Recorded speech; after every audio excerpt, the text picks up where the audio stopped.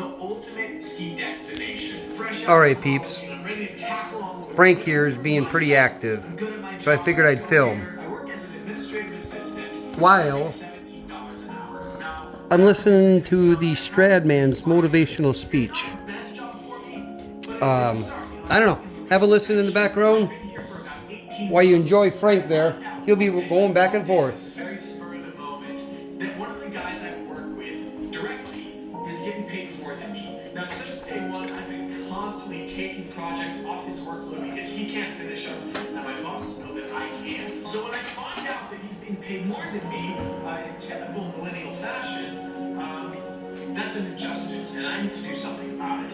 Same day, I walk into my boss's office and I put in my 2 weeks notice. I'm assuming, being the egotistical individual that I was, that I'm irreplaceable. I'm way too valuable. When I walk in, I give my notice instantly. He's gonna give me a raise, and life's gonna be fair. He looks up at me and he says, "Awesome, man. Thank you so much for all your hard work. Really appreciate you.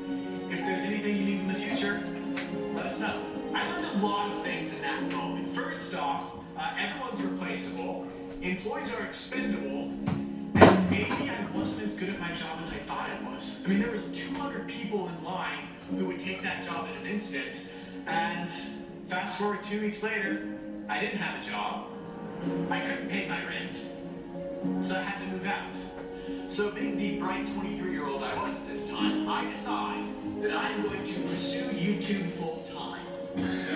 I have 200 subscribers, and I'm going to become a full-time YouTuber. I packed up my 2002 Audi TT, and I drove from Park City, Utah, down to Beverly Hills, California. This is my plan. I'm going to live out of my car, and every single day I'm going to walk around searching for rare supercars, and I'm going to film them and post it on my YouTube channel. The videos are... Why did we choose Safe Light?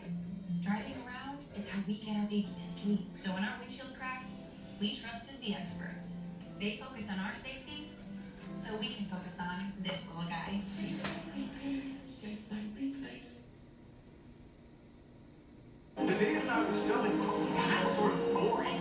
It would have been so much more interesting to see me living in an Audi TT, but I'm so embarrassed, because I couldn't shower, I couldn't brush my teeth. It was pretty embarrassing, and I didn't really want the whole world to know about it. I'd walk around Beverly Hills for 12 hours just filming cars. So car spotting is the act of, finding random cool cars, and in my case, filming them and posting it up to my YouTube channel. So that's what I did. I walk around Beverly Hills for 12 hours a day, and then I go to the McDonald's afterward. I couldn't afford McDonald's, but I would use their free Wi-Fi to upload my videos. I probably had less than $1,000 in my bank account.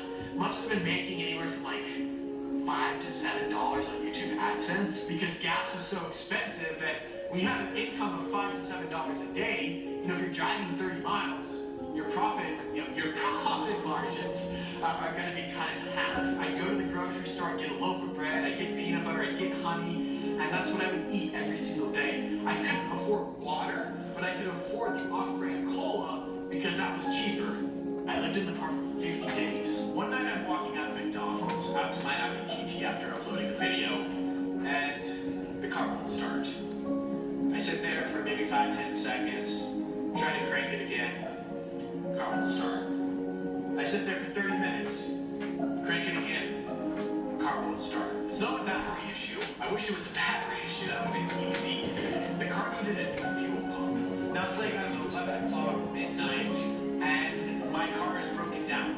I have no money. I have less than $1,000 in my bank account, and I have nowhere to go. I have no one to call.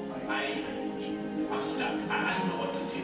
I sleep in the car that night outside McDonald's on Santa Monica Boulevard. Wake up in the morning, call out of Santa Monica.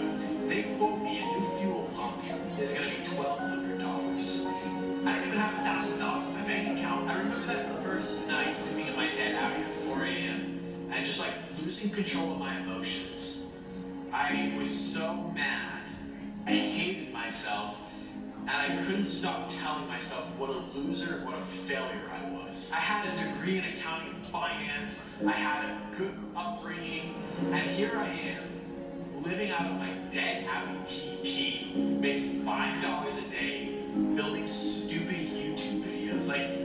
What sequence of how dumb can you be? And I just remember beating myself up so much. And like, I never lose control of my emotions.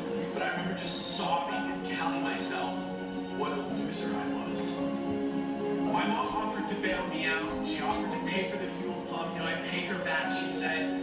But I refused. I hated myself, but I still hadn't lost my pride. And I knew somehow, some way, I was going to get out of this situation myself. I ordered a new fuel pump online. Obviously, I couldn't afford expedited shipping, so it took 8 days before I could get the fuel pump. But because of where my car was parked on Santa Monica Boulevard outside McDonald's, I was parked illegally, and surely I would get a parking ticket eventually. So I would have to push the car around by myself, you know, usually at odd hours in the middle of the night from parking space to parking space, just waiting for this fuel pump to arrive. 8 days later, it finally arrived.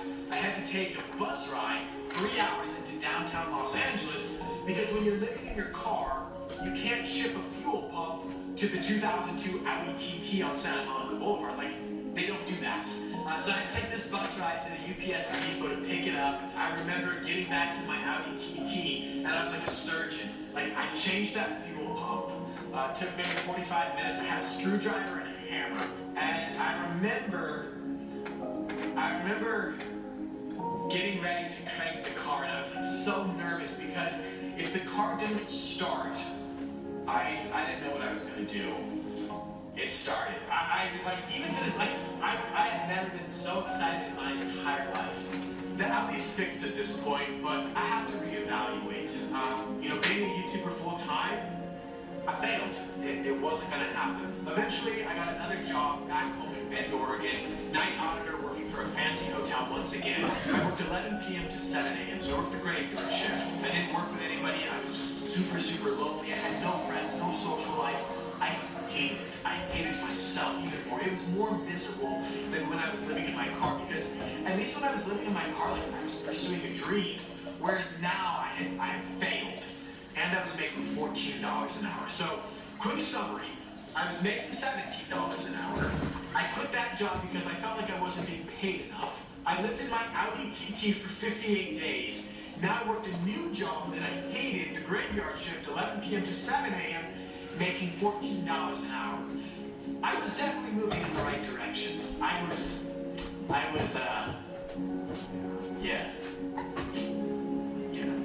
wasn't making any money at this point, $14 an hour, yet I would save up as much as I could, and every single vacation day earned, I would use to travel to grow my YouTube channel. The Gumball 3000 was in Miami, Florida. They were driving to New York City. You know, I saved up enough money for airfare, for a rental car. Obviously, I couldn't afford a hotel room, and so I slept in the trunk of my rental car for 8 days to make $10 a day filming YouTube videos. I just wanted this dream so bad, and I guess sometimes in life, if you want something bad enough, you're willing to sleep in the trunk of your rental car. Working the graveyard shift alone gives you a lot of time to think and a lot of time to apply for new jobs, which is exactly what I did. I'd work on my resume, I'd work on my cover letter, and I would apply for new jobs. And in the summer of 2014, I had my big break. I met a guy named Nick. Nick gave me a job as a job cost accountant back in Park City, Utah. The salary was $45,000. There was a list of goals and expectations that if I met in 6 months' time, I'd get a raise to $50,000 a year. I met the expectations. $50,000 a year, I was rolling. I'm making $50,000 a year, but that YouTube dream, like, I couldn't stop it. I wanted it so bad. But I had to be smarter. I had to make smarter decisions, more strategic decisions, if I ever wanted to pursue it full time. Now, I'm making $50,000 a year. I'm happy. I used to live in my Audi TT, spending less than $3 a day. Just because I'm making more now, why should I be spending more? And so I didn't. I got an apartment, but I still maintained that ultra cheap lifestyle, and I saved thousands and thousands of dollars every single month. And my savings account just started to grow and grow and grow. September 26, 2015, I bought on a entry-level accounting job, I bought a 2006 Lamborghini Gallardo. Now, of course, I financed the car through the roof, but I bought this car. I should not have bought this car. I don't know how I bought this car. Everybody told me I was ruining my financial future. I should have been buying a house. But sometimes in life, you buy a 2006 Lamborghini Gallardo, you can't afford it, and you end up camping at a Walmart parking lot with a $24 tent. And that's exactly what I did on the way home. I bought this car in Newport Beach, California, couldn't afford a hotel room, and so I camped at Walmart. The idea behind buying the Lamborghini, it was going to be an investment in my YouTube channel, because up until this point, I was filming other people driving their cool cars. But I felt like a young guy who owned a Lamborghini but was an average Joe working a normal job, I felt like people would be interested in what I had to say. And sure enough, I was right. Lamborghini at age 26, this is what I do for a living. 4 million views, $10,000 later. My plan was working. I was onto something. April 1st, 2015, the company I worked for went bankrupt. I lost my job. YouTube ad revenue wasn't paying for the Gallardo. My salary as an accountant was paying for the Gallardo. I should sell the car. 100% I should sell the car. Everyone was telling me you should sell the car, get another job, get back on your feet, reevaluate, buy another Gallardo. But I didn't sell the Lamborghini. I still have it. I didn't get another job either. It was take two, baby. Round two, YouTube full time, here we go. Sometimes in life, guys, you want something bad enough. You're living your happy TT. Let's see if he'll eat for you guys. And sometimes There, my dude. you give up and you never tackle that dream again.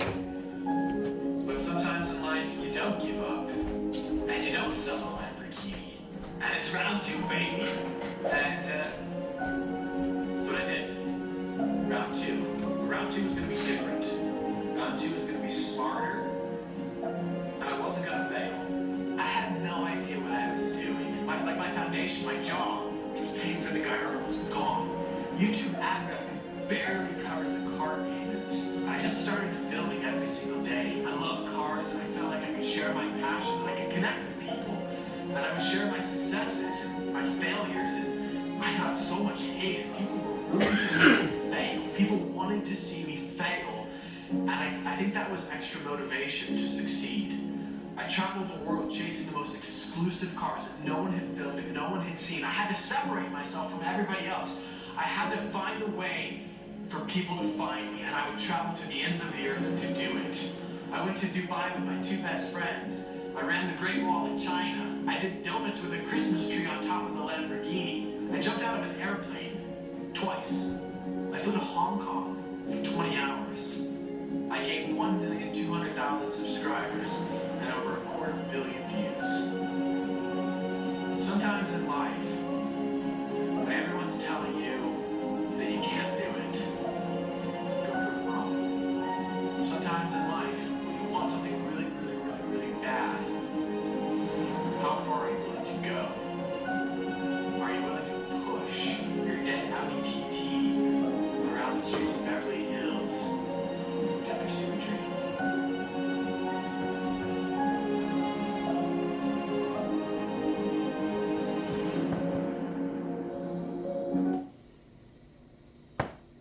All right, peeps. I hope you enjoyed that inspirational speech by the Stradman. Jeepers. And I wipe you guys out doing it.